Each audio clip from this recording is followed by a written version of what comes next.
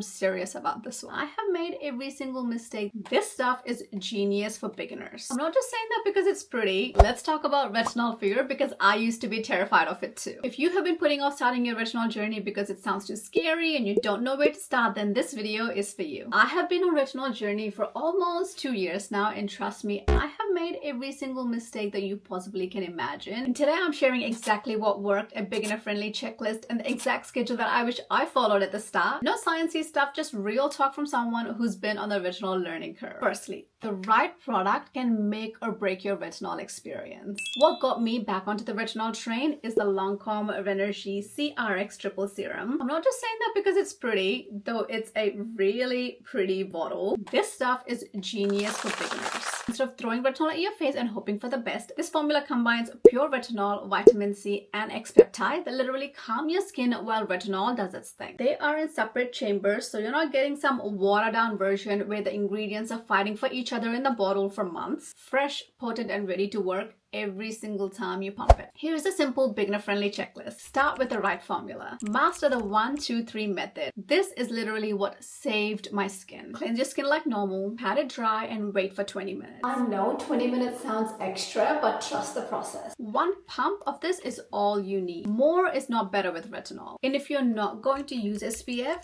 don't even start with retinol. I'm serious about this one. And this is where most people mess up. They go from 0 to hero and wonder why their skin is angry. Here's the schedule that I follow to reintroduce retinol back into my routine, and it will work well for beginners too. Now for the results. My skin feels smoother, glowier, and those little texture and bumps that I used to obsess over, pretty much gone. I followed the checklist and the schedule, and there was no dramatic peeling phase or angry red phase, just gradual, beautiful improvement. So here is what I want to know. What's been holding you back from starting retinol? Drop it in the comments because I bet you're not alone. Save this video if it helps you feel more confident about starting retinol journey. And better yet, tag that friend who's been talking about trying retinol but is too scared to take the plunge. They'll thank you later.